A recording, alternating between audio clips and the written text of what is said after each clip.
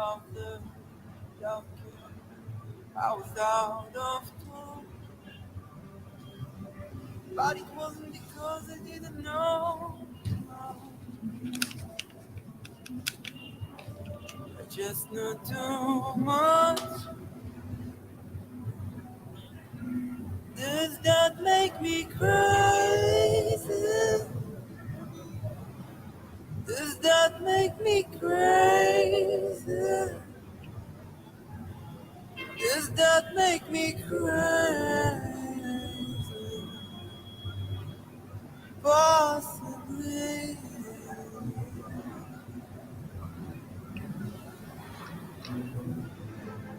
I hope that you're having the time of your life. Think twice.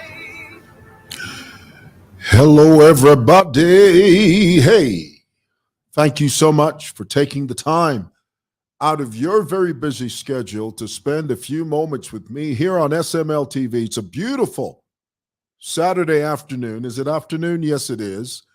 And there are a couple of things we need to talk about that I think are absolutely imperative and important. We're living in a completely different dispensation now. We need to begin to have those hard-hitting conversations. We need to get to a place where we're asking tough questions that demand, that beg answers. A few shout outs before we begin. I noticed my dear friend Earl Yancey is here. I haven't seen Earl in a long time. Where you been, Earl? This is Earl Yancey. Earl, it's great to have you. Thank you so much. Angela White Jackson is joining us. Hey, Angela. Thank you. By Emmanuel Johnson says, hello, how are you? I'm well. Thank you so much. Guys, let's get into it. We need to talk about this. As many of you know, and I know you've been watching, you've been following this, the Al Jazeera documentary called Gold Mafia has opened a Pandora's box, and rightly so, because what it's done, in effect, is that it has shone a light on the subject of African minerals, the way that African minerals are mined, the way they are exported, the way they are exchanged, how the money is obtained, and how the coffers of a country do not get the benefit, and how the people of different African countries, in particular, Zimbabwe, of course, it's very easy to argue, and rightly so, that Zimbabwe is a microcosm. It is but a microcosm of the bigger picture. In other words, what's happening in Zimbabwe is happening on a much larger scale in other parts of Africa, and most notably, countries like Nigeria that has a massive reservoir, oil reserves. And when you look at the nation, when you look at Nigeria as a whole, the country is a mess, an absolute mess. Why? Because you've got special interest groups, you've got a clique of people that are standing under the pavilion, that are hiding themselves under the shroud of government positions, and they're taking advantage of the system using their government positions. And over the last couple of days, we've been watching a 4-part series produced by Al Jazeera, and they have highlighted this Zimbabwean diplomat by the name of Hubert Angel, who has been cutting deals that benefit him, that benefit the current president of Zimbabwe, Mr. Emerson Mnangagwa, who really is a carbon copy of the despot Robert Mugabe. They're cut from the same cloth. I said this the other day, and I'll say it again because I think it bears repeating. It's important that we say this over and over again, only because it's the truth. So here it is. You've got this guy, Hubert Angel, who is the ambassador at large meaning that he doesn't have a specific portfolio. And he's the ambassador to the Americas and parts of Europe. And he's the guy. He's the guy that's cutting deals with criminals and gangsters on behalf and at the behest, with the full knowledge of, and support of the current president of Zimbabwe. And let me for a moment digress and say this. As many of you know, Zimbabwe goes to the polls this July 2023. I encourage the people of Zimbabwe. While we recognize that there's no such thing as a perfect government, we do know that there are certain governments that are better than others. And right now, Zimbabwe has a raw deal. These ZANU PF criminals, these vagabonds, these bottom feeders, these despots, these jackals, these economic saboteurs called the ZANU PF. It's time for them to leave the scene. It's time for the Zimbabwean people to stand up and say enough is enough. We don't want this type of government anymore. So this documentary has now caused the rest of Africa to ask, how are the minerals extracted and who benefits from those minerals? Ideally, we're supposed to do that as a people. For example, here in Zambia, there's a story that broke in February, what we're in March, last month, February. And I want to highlight that. And it's this right here. The government, here, I'll throw it up here in a second. Where is it? Is it here? Yes, it's there. And it's the line that's scrolling right now. Let me just get it here. There it is. The Zambian government, President Hakainde Hichilema, fired, and here it is.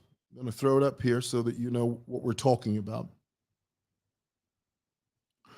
Fired the Luapula Province Deputy Permanent Secretary, a man by the name of Roy Mwansa, and 2 district commissioners because of their alleged involvement in the illegal transportation of a precious mineral called Sugilite. That's how you pronounce it. I know some people say Sugilite. It's Sugilite. Okay, now this mineral, just to give you an example, just to give you an idea of how precious this metal is. On the open market, Sugilite costs approximately $850 per kg. That's precious. Now, what I find interesting about the story that broke in February, when President Hichilema fired and dismissed the permanent secretary of Luapula by Roy Mwansa and a few other district commissioners for being involved in the illegal transportation of this precious mineral called Sugilite. What I find interesting is that these people were working in collaboration with an unnamed Chinese man. They were working with an unnamed Chinese firm.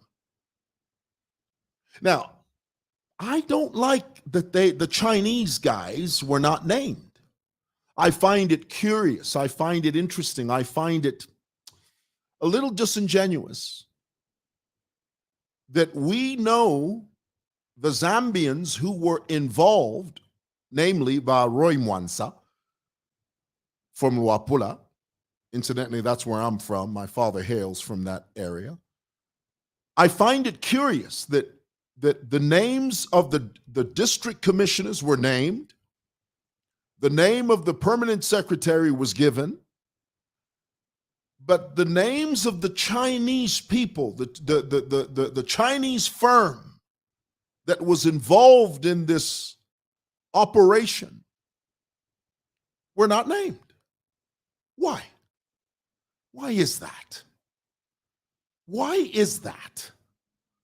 And while I appreciate the government, I appreciate the current president to try and put a lid on this thing in as far as getting rid of bad elements that are taking advantage of a situation to line their own pockets. I appreciate that effort. But let's be clear. That is simply scratching the surface. Firing the Luapula permanent secretary and getting rid of the district commissioners, as noble as that is, and it is noble, the truth of the matter is it is but scratching the surface, because we know that this operation is massive. Right now, I can tell you that at a local level, mining is run by gangsters called the Jerebos. And while we may applaud the government, and we may give kudos to HH for getting rid of these guys, the district commissioner and the Luapula permanent secretary, while we may applaud that, the truth of the matter is there is an undercurrent of criminality going on in this country, and it is being headed by these people that are called Jerebos. The word Jerebos is a derivative. It comes from the words jail boys. The reason they're called Jerebos is because in those days they were constantly in jail. They were always arrested for illegally mining or for trying to commandeer vehicles that didn't belong to them, vehicles that were heavy laden with precious minerals. I mean, these guys they're like pirates. And strictly speaking, that's what a Jerebo is. He's a pirate. And unfortunately, what we've done in this nation, in Zambia, is that we have glorified the Jerebo, and we have somehow applauded him because the Jerebo has convinced the Zambian public that instead of the foreigners benefiting alone, we, the Zambians, we, the local Zambians, must also benefit at that level. But the scale is not balanced. And let me tell you why it's not balanced. It's not balanced because the Zambian coffers are not benefiting in the way that we're supposed to benefit. We got a bunch of pirates. And there's an exclusivity in this area, in this mining industry. There's an exclusiveness. You can't just join the club. Yes, it's great for the papers. It's great for publicity to stand up and say, no, you're a Zambian. You should go over there and get a license, get a mining license, so that you can empower yourself and your family, your firm. The government will provide you with an enabling environment where you can thrive and prosper under the pavilion of you getting a mining license. But the truth is, and this is the truth, it's not that easy to get a license. You know why? Because this industry is run by gangsters. Gangsters that will do everything within their power to stop you from joining their industry. Why? Because they want this to be exclusive. They want it to be only for them. And if you as a Zambian, whoever you are, in whatever province, if you were to stand up right now, go to Luapula province as a Zambian, and you want to invest and say, I want a mining license that I want to begin to mine Sugilite, this precious mineral that is found over there in Luapula. You say, I want to mine Sugilite. My friend, why? Because this sector is guarded by pirates and gangsters. Pirates and gangsters. And then you see them on Facebook. You know, they're driving nice cars and flashy clothes, and you applaud them and you celebrate them. When really, at the end of the day, they're pirates. They're murderers. They're gangsters. And it is time now in this nation, it is time now to flip the script. Are you hearing that? It is time to flip the script. I'll never forget. Let me tell you this story. I got to tell you this story because, this is something. I'm a Zambian, and I can tell you now. I'll fix all this in post. 2 years ago, there's a Zambian guy. I forget his name now, but he was very heavily involved with Bushiri. Bushiri had swindled this guy out of, I don't know how many dollars it was. It was millions of dollars. Because we all know, this guy, they call him Shepherd Bushiri, a self-proclaimed prophet. In the same way that this Ubert angel from Zimbabwe is a self-proclaimed prophet. And these guys are not prophets. Really, truthfully speaking, these guys are crooks. Ubert angel, Shepherd Bushiri, there's nothing godlike about them. There is no spiritual integrity about them. They are not known in the hallowed halls of heaven. When you go to and you bombard the gates of glory and you ask, who is Shepherd Bushiri? They will tell you he is not known here. When you bombard the gates of glory and you ask, who is Ubert angel? They don't know them, but they're known in the pits of hell. These guys use the Bible. They use the Bible to advance and to peddle this criminal activity called gold smuggling. So here it is. Bushiri was involved with this Zambian guy and Bushiri hoodwinked this smuggler. Well, I posted a story about that. This was about 2 years ago. This is right before the elections, right before the 2021 elections. Tell me in the comments if you know the guy, if you know the guy I'm talking about, if you remember.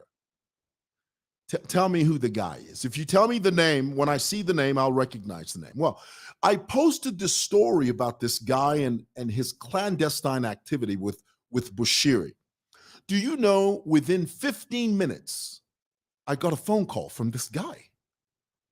He's the guy that was during the campaigns. He was on a car and he was throwing money, throwing money to the crowd. Do you remember that guy? Do you remember him? Well, I get a phone call from him, and I didn't know him. He calls me up, and he was very calm. Very calm. He said, "Do you know me?" I said, "No, sir." And then he told me his name. He says, "I've just seen the story you've posted about me." And this is what he said. He said, I encourage you to take that down, because if you don't, whoever you think is protecting you, whichever minister you think is protecting you, is nothing. When I decide to touch you, you will forget your name. Click. I don't want to die. I took down the story. I got a wife. I got kids. Who needs the aggravation of being threatened by a mafia boss? And he tells you, take the story down or you die. What would you do? I mean, could you imagine how furious my wife would be if I got home and I said, honey, I posted a story and this boss called me and he says to me, if you don't take the story down, you're going to forget your name, and then he's going to touch me. And regardless of who I think I know, if he gets to me, he gets to me. And I don't take the story down. Are you kidding? I got a wife and kids. Who needs that aggravation? I took the story down. I don't mind telling you. Now, to some of you, that may sound like a coward. That's fine. If you think that's what it was to you. But my point is, this industry is run by gangsters. Gangsters that will kill you at the drop of a hat. Gangsters that realize that if you come close to their way of life, honey, they will put a line through your name instead of under it. So, ladies and gentlemen, the Word of God says there's nothing new under the sun. What's been happening now, what's happening right now with this Sugilite, it's been happening for years. Now it's being run by UPND cadres, when in the past it was being run by PF cadres. We need to flip the script. Zambia needs to flip the script. It should not be relegated to gangsters. It should not be relegated to anyone that is closely aligned with the current government. It should be about the Zambian people, the Zambian economy. It should be about Zambia's well-being. Not a few Jerebos that ride around in expensive cars, flashy clothes, and call themselves entrepreneurs. The average Jerebo doesn't even know the value of money. All they ever do is spend it on clothes, cars, and women. Fast cars and fast women. That's all. We need to flip the script. We do. It's time that the Zambian people, through the Zambian government, that has the political will to stab the back of this vice and to completely incapacitate it for the benefit and the well-being of our people as a whole. You look at South Africa today. South Africa is a mess. In this industry, the mining industry, a mess, an absolute mess. The corruption that's going on in South Africa, it would make the movie 300 look like a picnic on a Sunday afternoon. That's the level at which they have stooped. Zimbabwe, forget about Zimbabwe. Zimbabwe is a failed state because of those ZANU PF scoundrels. Until the Zimbabwean people decide to no longer be governed by gangsters, it'll continue. But Zimbabwe, you've got a chance this July. Make it right. Make it right. Make it right.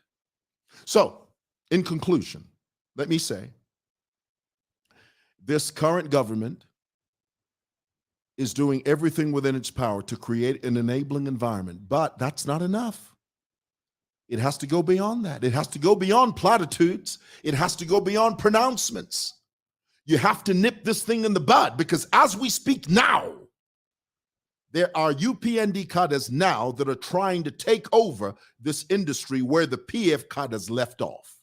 That's the truth of the matter. And the sooner you realize that, the better off you are.